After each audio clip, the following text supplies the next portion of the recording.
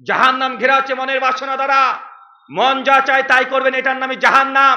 এখন আপনার মন যেটা চায়, দেখবেন অধিকাংশ ক্ষেত্রে মানুষ ভালো চায় না, মানে উল্টোটাই মানুষ বেশি চায়। আপনার সামনে যদি এখনই একটা মদের বোতল দিয়ে দিই, একটা দুধের বোতল দিয়ে দিই, আপনি দুধের বোতল তাকাবেন না? এটা দেখি আগে, আছে না নাই? আচ্ছা বলেন তো ভাইজান, এই মদ বিক্রেতা যারা আছে তারা কি আপনি বাড়িতে বাড়িতে এসে মদ দিয়ে যায়? দুধওয়ালা কি করে? বাড়িতে দিয়ে যায়। তারপরে ভালো লাগে না, 50 টাকা কিলো দুধ, উপকার আছে, ভালো জিনিস, বাড়িতে দিয়ে আসতে হয় ওকে। তারপরেও ওকে বলে ঘোষ। কি বলে, কথা বলেন? ঘোষ। সমাজে মানে একদম নিচু হিসেবে দেখা হয়, আছে না নাই, কথা বলেন? অথচ বিক্রি করছে দুধ, হালাল উপকারী খাদ্য। যদি ঘোষ বলে যে না আমি আর দিতে আসবো না, আপনি ঝামেলা পাকিয়ে দেন, কিন্তু মদের দোকানে গিয়ে দেখেন লাইন দিয়ে মানুষ দাঁড়িয়ে মদ কিনছে, আছে না নাই? সব জায়গায় উল্টো। মানুষের মনের বাসনা দ্বারা জাহান্নামকে ঘেরা আছে। মন যা চায় তাই করবেন, এটার নামে জাহান্নাম। সুনান ইবনে মাজাহ 3376 নম্বর হাদিস। আল্লাহ নবী বলছেন কুল্লু মুস্কির খামরুন, কুল্লু খামরুন হারামুন। যেসব জিনিস খেলে মানুষের মধ্যে নেশা তৈরি হয় তার সবগুলো হারাম। এখন বলেন, বিড়িতে নেশা আছে না নাই? জর্দাতে নেশা আছে না নাই? আলা পাতাতে নেশা আছে না নাই? এগুলোতে ছোট ছোট জিনিস, এগুলোতে নেশা আছে। তারপর মুসলিম সমাজে মানুষ এগুলো খাচ্ছে কি খাচ্ছে না? আরে মানুষ তো খায় খায়। আমাদের মানুষের মধ্যে সবচেয়ে ভালো যাকে মনে করি হুজুর, হুজুরও জর্দা দিয়ে খায়, আছে না নাই?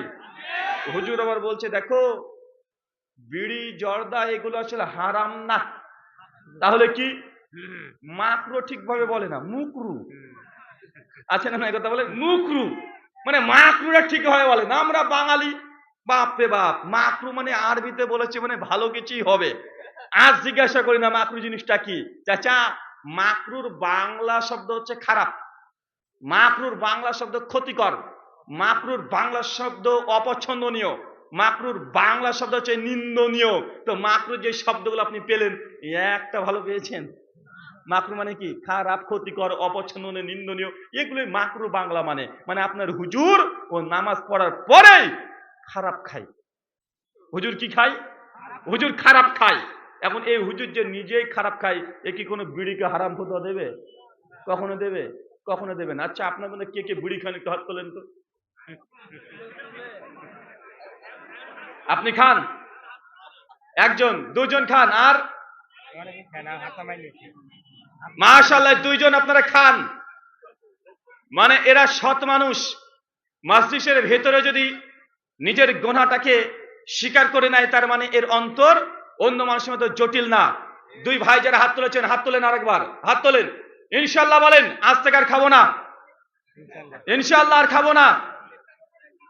চেষ্টা নয়, সামনে রমাজান মাস আসছে, মানে আপনি যদি চান, ইচ্ছা করেন, নিয়াত যদি করেন রমাজান মাসের মধ্যেই আপনি বিড়ি সিগারেট যা নেশা আছে এগুলো শেষ করতে পারেন। ভাই সম্ভব কি সম্ভব নয়? সম্ভব। যত খারাপ কাজ আছে সম্ভব। ভাইজান আপনি হাত নামিয়ে ফেলেন। আল্লাহ দুই ভাই যারা স্বীকার করেছে আজকের মজলিসে, তাকে এই নেশাদার দ্রব্য থেকে বেঁচে থাকার তৌফিক দান করে, সকলে বলি আমিন। আল্লাহ এই দুই ভাইয়ের রিজিকে উপার্জন তুমি বরকত দান করে, সকলে বলি আমিন। আল্লাহ তার পরিবার প্রতি তুমি বরকত অবতীর্ণ করে, সকলে বলি আমিন। সম্মানিত সুধী, আপনাকে যে কথা বলছিলাম, আল্লাহর নবী বলছেন কুল্লু মুস্কির খামরুন, কুল্লু খামরুন হারামুন। যা খেলে নেশা হয় তার সবগুলো হারাম, কোনটা ছোট আর কোনটা বড় এটা দেখার দরকার নেই। নেশার ভিন্ন একটা রূপ আপনাকে বলি, যেটা খেলে পেট ভরে না, না খেলে ভালো লাগে না, এটাও নেশা। বুঝতে পারলেন না? যেটা খেলে পেট ভরে না, বিড়িতে পেট ভরে, গাঁজাতে পেট ভরে, এই যে আরো কত কি যে আছে রে ভাই। অনেক মানুষ নেশা যে কত কোয়ালিটির আছে, টিকটিকি লেজ পুড়িও খায়, এটা অনেকই নেশা। ভাই এরকম নেশা আছে না ভাই? টিকটিকি লেজ পুড়ে খেয়ে নিচ্ছে, ইঁদুরকে মেরে ইঁদুর খাচ্ছে, পুড়িয়ে পুড়িয়ে নাক দিয়ে টানছে, কত যে কোয়ালিটি। তাই যেটা খেলে পেট ভরে না আর না খেলে ভালো লাগে না, এগুলো এক ধরনের নেশা। যে বিড়ি সিগারেট পেট ভরবে না, কিন্তু ইফতার করার পরে যদি একটা না মারে, মনে হয় রোজাই হলো না। আর অনেক ভদ্রলোক আছে যে হুজুর আর বলেন না, এই সকালবেলায় বাথরুমে যখন যায় একটা না মারলে ক্লিয়ারই হয় না, আছে না নাই? আচ্ছা, এই রোগ কার কার আছে একটু হাত তোলেন তো। যে নিচে যদি উপরে টান না মারলে নিচে ক্লিয়ার হয় না। চিন্তা করে দেখেছেন? মানে এর রক্তের মধ্যেও একদম সব উল্টে গেছে। মানে যতক্ষণ নাপাকে না টান মারবে ও নাপাক জিনিস বেরিয়ে হবে না। আচ্ছা, পৃথিবীতে কোনো হালাল খাবার কোনো মানুষ কখনো পায়খানা করে খায়? শ্বশুর বাড়ি গিয়েছেন, অনেক কোটিপতি ধনাঢ্য পরিবারে বিয়ে হয়েছে আপনার, 10 লাখ টাকা দামের একটা পায়খানা ঘর করে রেখেছে, হাই কমোটো আছে, নিচে সুন্দর টাচ দিয়ে তৈরি করা, উপরে বাড়ি এসিও আছে। কথা বুঝতে পারছেন? শ্বশুর ঘরে মানে বাড়িতে গিয়েছেন, পায়খানা করতে ঢুকেছেন, আপনার 5টা 20 মিনিটে হয়তো ট্রেন আছে, 5টা 16 বেজে গেছে, বাড়িতে আছেন, পায়খানা চাপিয়েছে, খাওয়াও হয়নি এখনো। কোনটাকে করবেন? আগে যাই পায়খানাতে যাই। আর আপনার বুদ্ধিমতী স্ত্রী, ও তো অনেক বুদ্ধিমানও, ও করেছে কি যে আমার স্বামী না খেয়ে যাবে, আচ্ছা এক কাজ করো, পায়খানা করে ঢুকে পড়েছে যেহেতু, ও নাটোরের কাঁচা রসগোল্লা, একদম দামিটা, ডুপ্লিকেট না, একদম কাঁচা রসগোল্লা নিয়ে বাথরুমের তল দিয়ে ঢুকে বলছে তাড়াতাড়ি খেয়ে নাও। এখন বলেন তো, আপনি বাথরুম ঘরে ঢুকে কাঁচা রসগোল্লা খেতে পারবেন? ভাত খেতে পারবেন? বিরিয়ানি, পোলাও, যে কোনো হালাল খাবার বাথরুম ঘরে বসে খেতে পারবেন? কিন্তু আপনি বাথরুম করে যে বিড়ি খাচ্ছেন, যে জর্দা দিয়ে পান চাবাচ্ছেন, যে মানে নাপাক, মানে আপনি এত নাপাক, পৃথিবীর কোনো হালাল খাবার কোনো সভ্য সমাজে না, অসভ্য সমাজও পায়খানা করতে করতে কেউ খায় না। দুটো খাবারই খাই, একটা জর্দা আর একটা বিড়ি, আছে না নাই? কথা বলেন, আছে। মানে আমাদের সিস্টেমটা আমরা উল্টো করে ফেলেছি।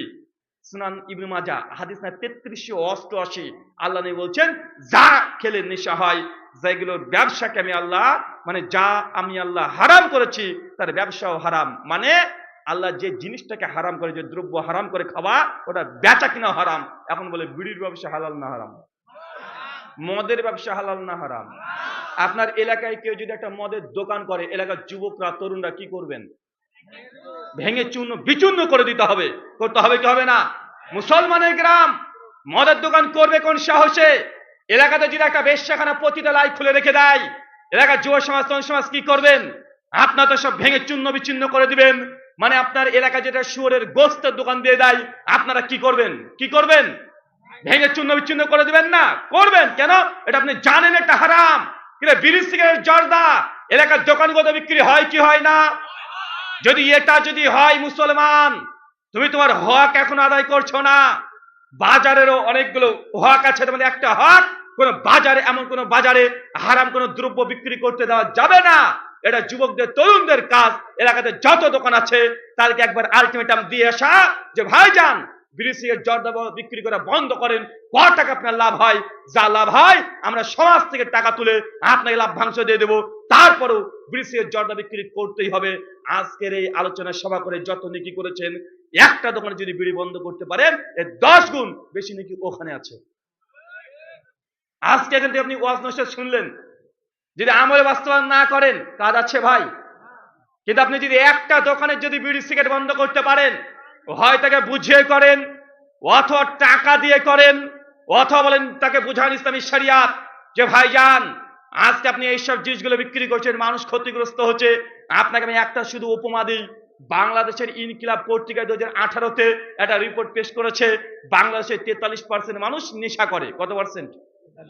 হয় কেউ বিড়ি খায়, কেউ জর্দা খায়, কেউ পান খায়, কেউ মদ খায়, কেউ ফেন্সিডিল খায়, কিছু না কিছু খায়। 43% মানুষ। বাংলাদেশের মানুষ কত কোটি? লগভগ 18 কোটি। 43% করলে কত হবে? কমপক্ষে 8 কোটি, তাই তো? 50% করলে হয় 9 কোটি। 43% মানে 8 কোটি। পরিসংখ্যান বলছে, বাংলাদেশের অ্যাকাউন্টেন্স বলছে, যে প্রতিদিন যারা নেশা করে, ছোট নেশাখোরের কমপক্ষে প্রতিদিন 100 টাকা খরচ হচ্ছে। কত টাকা? 100 টাকা। আর যারা বড় নেশাখোর, যারা 5 স্টার হোটেলে গিয়ে মদ পান করছে, বন্ধুদেরকে নিয়ে মদ পান করছে, আফিং খাচ্ছে, গাঁজা খাচ্ছে, হিরোইন খাচ্ছে, ফেন্সিডিল, কোরেক্স, এগুলো যারা খাচ্ছে, তাদের কমপক্ষে 1000 টাকা খরচ আছে।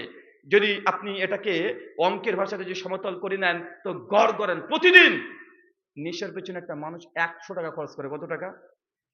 100 টাকা। এখন আপনি একটা হিসাব করেন তো, বাংলাদেশে কত কোটি মানুষ নেশা করে? 8 কোটি। একজন মানুষ কত টাকা নেশার পেছনে দিচ্ছে? 100 টাকা। তো 100 ইন্টু 8 কোটি সমান সমান কত টাকা? কত টাকা? 800 কোটি টাকা। এটা এক বছরে নয়, একদিনে বাংলাদেশ থেকে 800 কোটি টাকা শুধুমাত্র অপচয়, ধোয়া তুলে দিয়ে ছেড়ে দিচ্ছেন। মদ খেয়ে কোনো উপকার নেই, পায়খানা করে সব শেষ। 800 কোটি টাকা বাংলাদেশ থেকে প্রতিদিন যদি নেশার পেছনে দিয়ে দেয়, তো বাংলাদেশের চিনির দাম 160 টাকা হবে না, তো আমার দেশে হবে 45 টাকা চিনি পাওয়া যায়, 45 টাকায়। আপনার কত দিয়ে কিনছেন? 160 টাকা, 140 টাকা। চিন্তা করেছেন? কারণ আপনার তো নেশাতে প্রতিদিন 800 কোটি টাকা নষ্ট করছেন। টাকা আপনি অপচয় করছেন। যত অপচয় করছেন, আপনার দেশের টাকার মান তত আস্তে আস্তে কমে যাচ্ছে। যত অপচয় করবেন, অপব্যবহার করবেন, প্রত্যেকটা মানুষের উপরে এই টাকার একটা ঋণ আপনার কাঁধে এসে পড়ে যাবে। আপনি চলে যান আমাদের ভারতে, মাত্র 25 টাকা কেজি পেঁয়াজ, আপনি কত টাকায় পান? 140। মাঝে মধ্যে তো 300-400 টাকা হয়ে যায়। মাঝে মধ্যে পেঁয়াজ ছাড়াও খেতে আপনাকে বলা হয়। আমার দেশে 40 টাকার উপরে পেঁয়াজের দাম কখনোই ওঠে না। মানে আপনার এখানে 400, আমার এখানে মাত্র 25। গরুর গোস্ত কত কেজি ভাই? 700। আমাদের 160 থেকে 220 এর উপরে আপ ডাউন করে সব সময়। মোদিজি আসার পরে গরুর গোস্তের দাম বাড়িয়ে দিয়েছে বেচারা। মোদিজি যখন ছিল না তখন গরুর মাংস পাওয়া যেত 120 টাকাতে। মোদিজি এসে এখন গরুর মাংসের ট্যাক্স চাপিয়েছে। খাবি কত খা, মানে আমি খাবো, মোদিজি টাকা পাবে। এখন 220 টাকা করে দিয়েছে। কথা কি বুঝতে পারছেন? মানে আপনার যে অপচয় করছেন, অর্থনৈতিক ক্ষতি, এত ভয়ঙ্কর ক্ষতি, যেগুলো কোনো উপকার নাই, শুধু ক্ষতি আর ক্ষতি। আছে না নাই কথা বলেন? বাস্তব দেখতে পাচ্ছেন। 800 কোটি না হলেও কমপক্ষে 500 কোটি টাকা বাংলাদেশের নেশার পেছনে মানুষ যদি শেষ করে দেয়, তো বাংলাদেশের মানুষগুলো এখন দরিদ্র হবে না তো কি হবে?